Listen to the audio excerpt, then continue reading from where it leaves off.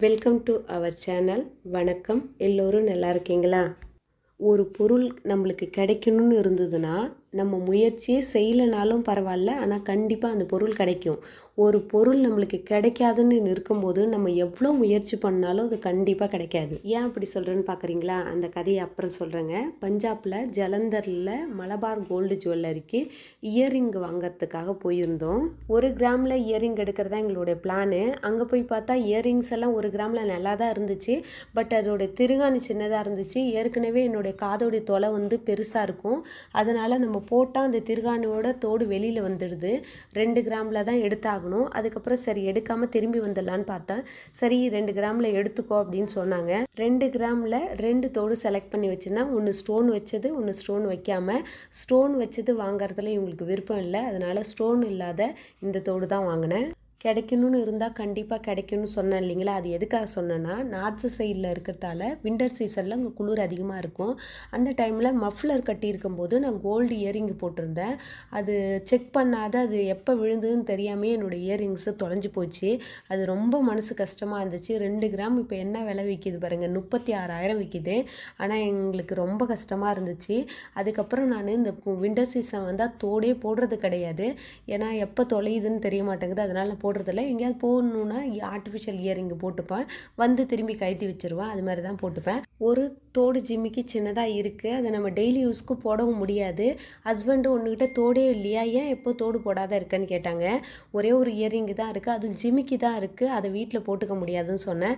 சரி 1 கிராமில் ஒரு தோடு வாங்கி தரீங்களான்னு கேட்டேன். சரி வா போகலான்னு சொன்னாங்க. ஆனால் 1 கிராம் தான் பிளான் பண்ணிட்டு போனேன். சுத்தமாக அவங்கள்ட்ட இருக்க காசெல்லாம் தொடச்சிட்டு 2 கிராம் வாங்கிட்டு வந்துட்டேன். இயரிங் வாங்குறதே என்னுடைய பிளானே கிடையாது. அவங்கள்ட்டையும் நான் இதுக்கு முன்னாடி இது இயரிங்ஸ் வாங்குறத பற்றி கேட்கவும் இல்லை. எதர்ச்சியாக அவங்க கேட்டாங்க, நானும் சொன்னேன். உடனே கிடச்சிச்சு. அதனால தான் சொன்னேன், உனக்கு கிடைக்கணுன்னா கண்டிப்பாக கிடைக்கும்னு. நம்ம தான் 1 கிராம் 2 கிராம் வாங்குறதுக்கு ரொம்ப கஷ்டப்பட்டு வாங்குகிறோம். ஆனால் நகை கடையில் எப்போதும் கூட்டம் இருந்துட்டு தான் இருக்குது. பில்லு போடுறதுக்கு கொஞ்சம் டைம் ஆகும். சரி நம்ம சும்மா இருக்க வேணாம்னு சொல்லிட்டு சுற்றி டிசைன்லாம் பார்த்துட்டு அப்படியே வீடியோவும் எடுத்துகிட்டு இருந்தேன். வாங்கணும்னு நினச்ச பொருள் என்னமோ வாங்கியாச்சு. ஆனால் ஹஸ்பண்டுக்கு தான் கொஞ்சம் கோபம் போல். 1 கிராம் சொல்லிட்டு போய் இவ 2 கிராம் வாங்கிட்டாளன்னு சொல்லிட்டு வீட்டுக்கு வர வரைக்கும் பேசவே இல்லை. கோல்டு விலை அதிகமாக தான் இருக்குது. எப்படியாவது வற்புறுத்தி கோல்டு வாங்க போனால் கூட அரை மனசோடு தான் வாங்குறாங்க. எங்கள் வீட்டில் மட்டும்தான் இப்படி இருக்கா, இல்லை உங்கள் வீட்டில் இருக்கவங்களும் அப்படி தான் நடந்துக்கிறாங்களா? கமெண்டில் சொல்லுங்கள். ஞாயிற்றுக்கிழமை மகா சிவராத்திரி அன்னைக்கு காலையிலேயே வீட்டுக்கு பக்கத்தில் இருக்க சிவன் கோயிலுக்கு போய் சாமிலாம் கும்பிட்டுட்டு வந்தாச்சு. கோயிலுக்கு போயிட்டு சமையல்லாம் முடிச்சுட்டு அதுக்கப்புறம் சாப்பிட்டுட்டு ஞாயிற்றுக்கிழமைங்கிறதால படம் பார்க்க தான் போனோம். இந்த வாரம் பார்த்த படம் ஓ ரோமியோ. நாங்கள் 3 பேர் மட்டும்தான் போனோம். பெரிய பையனுக்கு எக்ஸாம் இருந்ததால் அவன் வரல. படம் நல்லா தான் இருந்துச்சு. மீஷோவில் மார்ச் வரைக்கும் ஒரு ஆஃபர் கொடுத்துருந்தாங்க. அதில் ஒரு ஜுவல்லரி வாங்கியிருந்தேன். இது போல் நான் எதுவும் ஜுவல்லரி வாங்கினது கிடையாது. இப்போ எனக்கு தேவைப்படுது. ஹஸ்பண்டோடைய ஆஃபீஸில் லேடிஸ்க்கு traditional and cultural fancy dress competition வச்சுருந்தாங்க. அதுக்கு போட்டுட்டு போகிறதுக்கு எதுவும் ஜுவல்லரி என்கிட்ட கிடையாது. அதுக்காக தான் இதை ஆர்டர் பண்ணியிருந்தேன். இதை 475க்கு ஆர்டர் பண்ணியிருந்தேன். ஆனால் நான் பார்ட்டிசிபேட் பண்ணுற அன்னைக்கு வரைக்கும் வரவே இல்லை. என்றைக்கு இந்த ஜுவல்லரி தேவையோ அன்றைக்கி மார்னிங் காலையிலே வந்துருன்னு போட்டுருந்துச்சு. அதனால தான் ஆர்டரை கேன்சல் பண்ணலை. ஆனால் அன்றைக்கி ஈவினிங் தான் வந்தது. ப்ரோக்ராம் தான் முடிஞ்சிடுச்சு. ரிட்டன் போட்டுடலான்னு நினச்சேன். ஆன்டி கிளார் கோல்டு மாதிரியே ரொம்ப நல்லா இருந்துச்சு. சரி நம்மள்ட்டையும் ஒன்று இருக்கட்டும்னு சொல்லிவிட்டு நான் ரிட்டன் போடலை. ஹாரத்தோடைய 2 சைடில் இருக்க அந்த லக்ஷ்மி, நடுவில் இருக்க பெரிய டாலரோட லக்ஷ்மி, அதுக்கப்புறம் ஜிமிக்கில் இருக்க லக்ஷ்மி, இது எல்லாமே ஃபினிஷிங் ரொம்ப நல்லா இருக்குது. லக்ஷ்மியோட ஃபேஸ் நல்லா கிளியராக தெரியுது. ஒரே ஒரு ஆரமும் அந்த ஜிமிக்கும் போடும்போது ரொம்ப நல்லா இருந்துச்சு. இந்த ஜுவல்லரியோடைய லிங்க் வேணும்னா லிங்க்குன்னு மெசேஜ் பண்ணுங்கள். நான் டிஸ்கிரிப்ஷன் பாக்ஸில் கொடுக்குறேன். ஹாரத்தோடைய பின் சைடில் அட்ஜஸ்ட் பண்ணுற மாதிரி கயிறு கொடுத்துருக்காங்க. ஜுவல்லரி செட்டு வரதால் என்னுடைய ஃப்ரெண்டுக்கிட்ட தான் இந்த ஜுவல்லரி செட்டு வாங்கி போட்டுட்டு போனேன் காம்படிஷனுக்கு. ரொம்ப நல்லா இருந்துச்சு.